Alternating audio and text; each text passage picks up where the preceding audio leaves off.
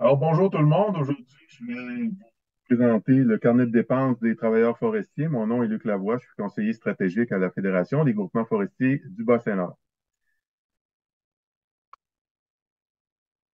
Donc, les objectifs de la formation sur le carnet de dépenses sont de permettre aux travailleurs forestiers de bénéficier de tous les avantages fiscaux, de comprendre l'importance du carnet de dépenses et également d'apprendre à utiliser le carnet de dépenses. Donc, le plan de la formation, pourquoi un carnet de dépenses? En deuxième lieu, les dépenses d'emploi qui sont admissibles. Ensuite, les consignes concernant les pièces justificatives. On va enchaîner avec comment remplir le carnet de dépenses, un bref survol des formulaires d'impôt et une simulation de différents scénarios de rapport d'impôt pour démontrer l'importance de faire un carnet de dépenses et de mettre ces dépenses en fait dans le rapport d'impôt. Donc, pourquoi un carnet de dépenses? D'abord, il faut savoir que les travailleurs forestiers ont des dépenses quand même importantes. Il y a une enquête qui avait été réalisée par Forêt Compétences en 2017 auprès de travailleurs forestiers partout au Québec. Et cette étude-là démontrait que les dépenses moyennes effectuées par un abatteur manuel étaient de 5 880 par année. Et pour ce qui est des broussailleurs, les dépenses étaient de 6 449 par année. La bonne nouvelle dans tout ça, c'est que ces dépenses-là peuvent être déduites dans le rapport d'impôt du travailleur forestier. Donc, où est-ce que ça apparaît dans les formulaires de déclaration de revenus? Au fédéral, ben ça s'indique à la ligne 229.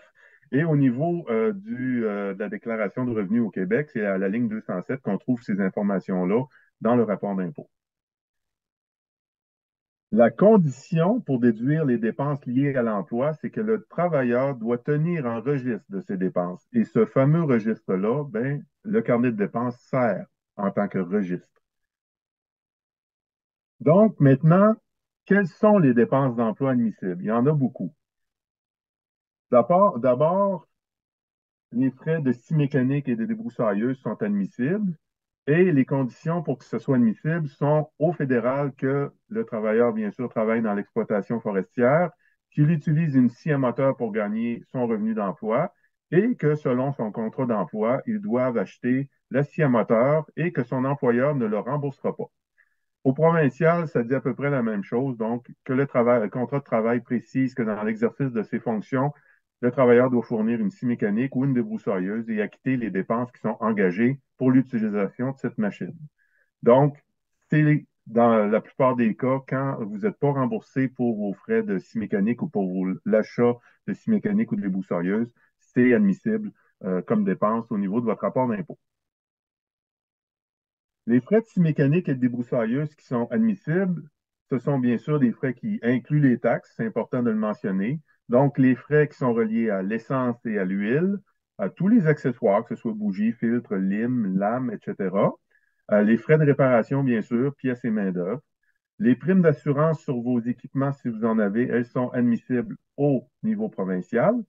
Les intérêts payés sur un emprunt pour acheter une scie mécanique ou une débroussailleuse, c'est admissible au provincial, bien sûr, si vous avez emprunté pour acheter la machinerie. Les frais de location d'une scie mécanique ou d'une débroussailleuse, si vous utilisez plus l'option de location. Et le coût d'achat de la scie mécanique ou de la débroussailleuse pendant l'année en cours. Donc, l'année où vous avez procédé à l'achat, les coûts d'achat sont admissibles.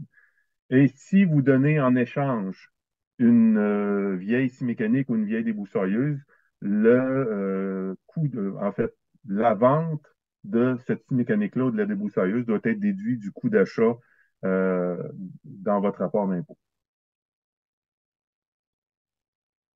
Ensuite, les autres dépenses qui sont admissibles, c'est une dépense importante, c'est les frais de véhicule à moteur. Et donc, de véhicules, que ce soit un pick-up ou même une voiture. Donc, tout ça peut être déduit dans vos rapports d'impôt. Par contre, il y a des conditions. Au fédéral, toutes les conditions suivantes doivent être remplies pour que le véhicule à moteur soit déduit. D'abord, vous devez habituellement travailler ailleurs qu'au lieu d'affaires de l'employeur. Donc, autrement dit, si vous travaillez au siège social de votre employeur, ce n'est pas admissible. Mais comme vous travaillez en forêt, donc ce n'est pas considéré comme le siège social de votre employeur. Autre élément, selon votre contrat de travail, vous devez payer vos frais de véhicule à moteur. Donc, si vous êtes remboursé pour vos frais de véhicule à moteur, ce n'est pas admissible. Euh, Autre élément, vous n'avez pas reçu d'allocation non imposable pour vos frais de véhicule à moteur.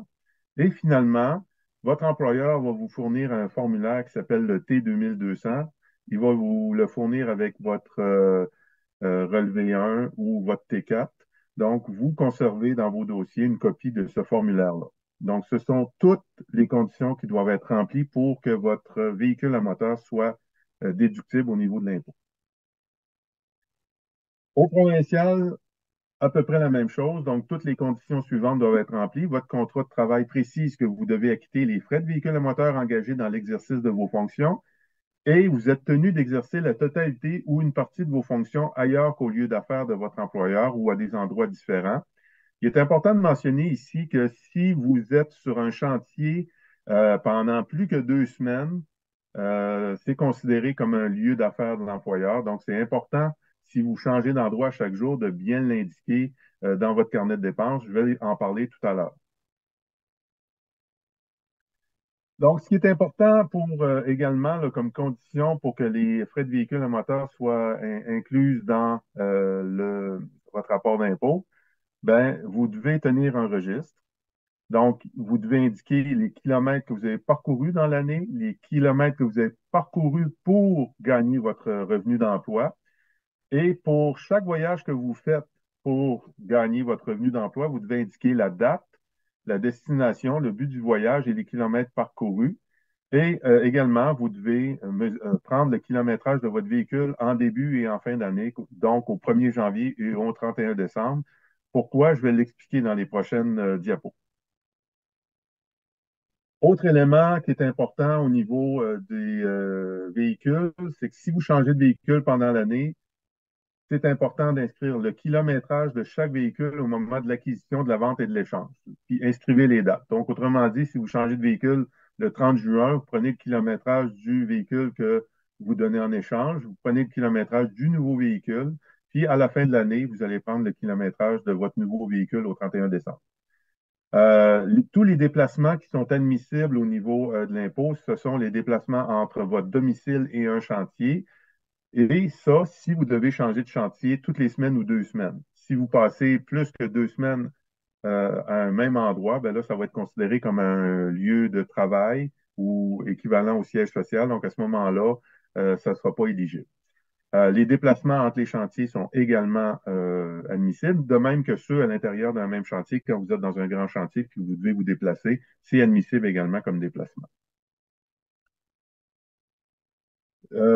Information quand même qui est importante, mais qui, je dirais, est du ressort de votre comptable, si c'est lui qui fait vos rapports d'impôt, c'est qu'au niveau de l'impôt, il y a deux types de véhicules. Il y a ce qu'il appelle les véhicules à moteur et les automobiles ou voitures de tourisme. Vous avez ici les définitions. Je ne rentrerai pas dans les détails ici, mais il y a un tableau au niveau des formulaires d'impôt qui explique c'est quoi une voiture de tourisme et un véhicule à moteur. Mais normalement, si vous faites faire votre rapport d'impôt par un comptable, il est au courant de ça. Là où c'est important, c'est pas tant dans les dépenses, mais c'est au niveau de la dépréciation ou de l'amortissement que ça va avoir un impact. Donc, au niveau des frais de véhicule à moteur qui sont admissibles, bien sûr, tous ces frais-là incluent les taxes. Donc, le carburant, l'essence, l'huile, l'entretien et la réparation, les primes d'assurance, les frais d'immatriculation et votre permis de conduire, les intérêts payés sur un emprunt fait pour acheter le véhicule, les frais de location s'il y a lieu, si vous louez votre véhicule, et la déduction pour l'amortissement. Ce qui est bien important ici, c'est que dans le cas des véhicules à moteur, vous devez calculer vos frais pour toute l'année, alors que ce n'est pas le cas pour les autres dépenses. J'y reviens de toute façon. Donc, pour les frais de véhicules à moteur, il y a une déduction qui est possible pour l'amortissement. Le taux annuel maximum est de 30. Et là, selon la catégorie de véhicule que je vous mentionnais tout à l'heure, soit c'est un véhicule à moteur ou une voiture, ben là, l'amortissement va être différent. Vous avez ici là, les principales règles pour l'amortissement que vous pouvez mettre dans votre rapport d'impôt. Je ne rentre pas plus dans les détails, c'est quand même très technique.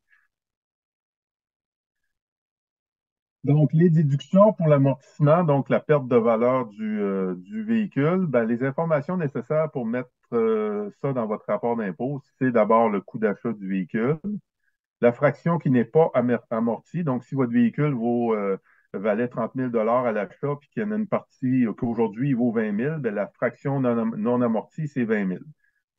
Si vous avez acheté une voiture pendant l'année, ben, le coût d'acquisition doit être mis. Puis si vous avez vendu une voiture pendant l'année, ben, le produit de l'échange doit être également intégré dans le rapport d'impôt. Les autres dépenses d'emploi qui sont admissibles au fédéral, ben, ce seraient les frais juridiques ou de comptable. Donc, si vous faites faire vos rapports d'impôt par un comptable, c'est déductible au niveau fédéral. Maintenant, il y a des consignes, il y a des règles ou des lois en lien avec toutes les pièces justificatives qui permettent de justifier justement les dépenses que vous mettez dans votre rapport d'impôt. En fait, les consignes sont les suivantes. Vous devez conserver vos registres, donc le carnet de dépenses, puis vos pièces justificatives, donc toutes vos factures, pendant au moins 6 ans après la fin de l'année d'imposition à laquelle se rapportent justement ces dépenses-là. Par exemple, si vous faites votre rapport d'impôt pour 2020, moi, ce que je vous conseille, c'est de conserver tous vos papiers, toutes vos factures, vos carnets de dépenses jusqu'en 2027.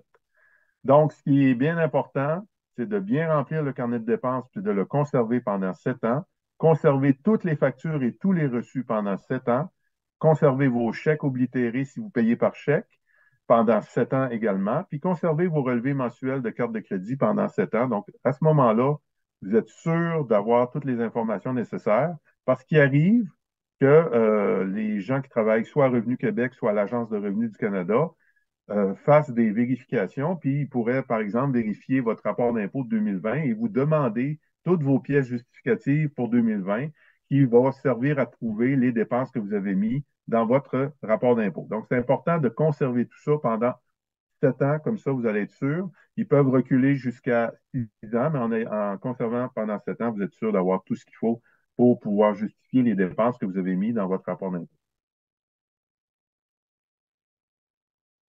Il y a des consignes également au niveau de l'impôt là, concernant les pièces justificatives. Donc, les pièces justificatives pour l'achat de marchandises ou de services, elles doivent comprendre les renseignements suivants. Donc, sur vos factures, il faut que la date d'achat de la marchandise ou du service soit indiquée, le nom et l'adresse du vendeur ou du fournisseur, votre nom, votre adresse.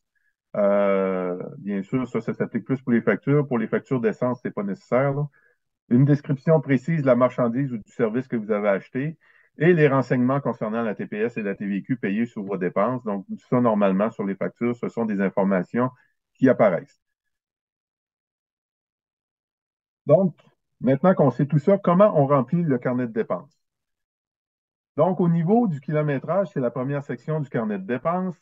Donc, premier élément qu'on doit remplir, c'est d'indiquer le kilométrage de votre véhicule le 1er janvier. Puis, je peux vous conseiller de prendre une photo de votre odomètre avec la date de prise de photo. Par exemple, si vous avez un téléphone intelligent, c'est quelque chose qui devrait apparaître. Donc, ça peut vous servir comme preuve. Donc, vous l'indiquez sur cette page-là. Ensuite, vous prenez également votre kilométrage le 31 décembre. Encore une fois, vous pouvez prendre une photo de votre odomètre et ça vous permet de calculer le kilométrage que vous avez fait au total durant l'année. Également, sur cette feuille-là, ben, on peut indiquer la date de début d'emploi et de fin d'emploi. Ça va être important pour être en mesure de savoir ben, c'était quoi ma période d'emploi, puis c'était quoi les dépenses, pendant quelle période j'ai fait mes dépenses au niveau de l'emploi pour mon véhicule. Donc, ce qui est très important au niveau du kilométrage, comme je le mentionnais, il faut que vous indiquiez chaque jour les déplacements que vous faites pour votre travail. Donc, si vous faites un déplacement pour aller à l'épicerie, vous n'êtes pas obligé de le mettre dans le carnet de dépenses, mais tous les déplacements que vous faites pour votre travail, c'est important de les indiquer à chaque jour dans votre carnet de dépenses. Donc, exemple, le lieu de départ, ben, ce serait votre domicile. La destination chantier du lac Castor, par exemple, vous avez parcouru dans la journée 60 km et le but du déplacement, c'était pour faire du débroussaillage.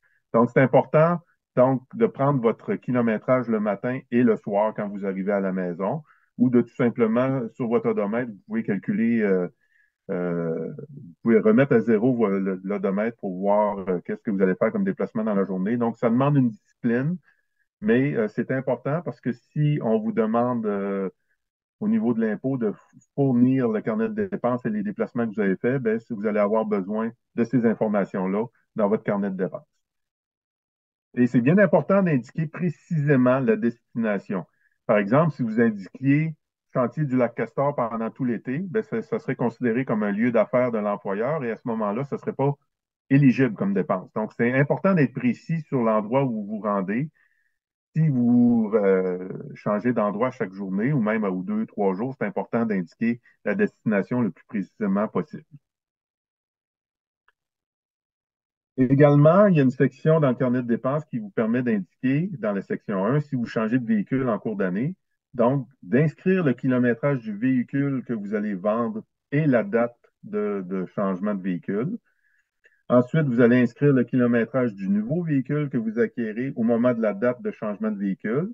Et pour le nouveau véhicule, vous allez inscrire le kilométrage au 31 décembre. Donc, de cette manière-là, en ayant pris le kilométrage de l'ancien véhicule au 1er janvier jusqu'à la date de changement et le kilométrage du nouveau véhicule du moment où vous l'acquérez jusqu'au 31 décembre, vous allez être en mesure de savoir combien de kilomètres vous avez parcouru pendant toute l'année. Ça, c'est important parce que les frais de véhicule à moteur, je vais l'expliquer, ça dépend de la proportion de l'utilisation de votre véhicule que vous avez fait par rapport à l'utilisation totale.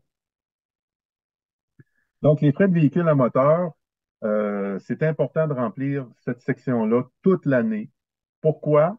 Parce que les déductions pour votre véhicule à moteur sont calculées à partir du pourcentage d'utilisation de votre véhicule dans le cadre de votre travail par rapport à l'utilisation totale que vous faites tout au cours de l'année. Donc, par exemple, si vous faites 20 000 km par année et que vous avez utilisé votre véhicule pour 10 000 km, ben, le pourcentage d'utilisation du véhicule pour le travail, c'est 10 000 sur 20 000. Donc, 50 de toutes les dépenses de votre véhicule vont être admissibles au niveau de l'impôt.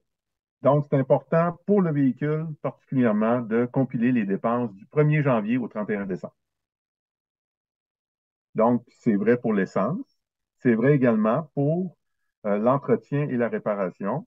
Encore une fois, parce que les déductions sont calculées en pourcentage d'utilisation pour votre travail. Donc, vous compilez les dépenses d'entretien et de réparation pour toute l'année. Même chose pour les autres dépenses. Et parmi les autres dépenses, bien, il peut y avoir les frais d'assurance, l'immatriculation, le permis de conduire. Donc, tout ça est admissible et ça va être déduit au pourcentage d'utilisation de votre véhicule pour votre travail. Ensuite, au niveau des frais de scie à chaîne. Donc, c'est important, dans ce cas-là, c'est différent du véhicule, c'est de remplir cette section-là pour les mois où vous utilisez la scie à chaîne pour votre emploi. Et ce qui est important, c'est que même si vous remplissez le carnet de dépenses au niveau de toutes les dépenses associées à la scie à chaîne, ben, il faut quand même conserver toutes les factures, toutes les reçus et, comme je vous disais, les conserver pendant 7 ans. Puis également, de ne pas oublier que le coût d'achat de la scie à chaîne est déductible lors de l'année d'achat. Donc, dans le carnet de dépenses, vous aviez l'essence et l'huile. Donc, vous avez également une section au niveau des accessoires, les frais de réparation et les autres frais. Même chose pour les frais de débroussailleuse qui se trouvent à la section 4 du carnet de dépenses. Donc, important, c'est de le remplir pour les mois où vous utilisez la débroussailleuse pour votre emploi. Toujours, encore une fois, conserver les factures et les reçus et de remplir à mesure là, dans le carnet de dépenses que vous faites ces dépenses-là. Donc, il y a des pages pour chaque mois. Vous pouvez indiquer la date, les litres, essence et l'huile. Et il y a également une section pour les accessoires, les frais de réparation et les autres frais. Et ne pas oublier, quand vous faites votre rapport d'impôt, que le coût d'achat de votre débroussailleuse est déductible l'année que vous avez fait l'achat. Ensuite, ben, à la fin du carnet de dépenses, il y a des sections de feuilles de compilation. Donc, vous avez ici les compilations, par exemple, pour les kilomètres. Est-ce que vous êtes obligé de remplir? Non. Est-ce que ça peut être utile? Oui, ça peut être utile pour votre comptable. Les compilations sont déjà faites pour lui. Donc, si votre comptable a moins de temps à mettre sur votre rapport d'impôt, ben, ça va vous coûter moins cher, tout simplement. Donc, ces feuillets de compilation-là se trouvent à la section 5. Vous avez également donc tous les frais au niveau du kilométrage, les frais de véhicules à moteur. Donc, vous pouvez mettre l'essence, l'entretien et la réparation. Ensuite, vous avez des feuilles de compilation pour votre scie à chaîne également, l'essence et l'huile, les accessoires.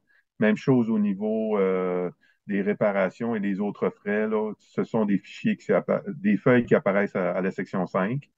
Pour vos frais de débroussailleuse, même chose, essence, huile, accessoires, réparation, autres frais. Donc, ce sont des fichiers de compilation par mois que vous pouvez utiliser. Si on passe maintenant au formulaire d'impôt, donc ici, le but ne sera pas de regarder tous ces formulaires-là, mais c'est plutôt d'indiquer c'est quoi les formulaires que vous avez à remplir dans votre déclaration de revenus. Donc, au niveau des formulaires, c'est simplement un rappel pour ne pas oublier rien. Donc, au niveau de l'Agence de revenus du Canada, bien sûr, vous devez remplir le T1 qui s'appelle la déclaration de revenus et de prestations.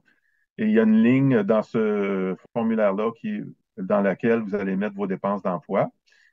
Vos dépenses d'emploi, c'est le formulaire T777 au niveau fédéral.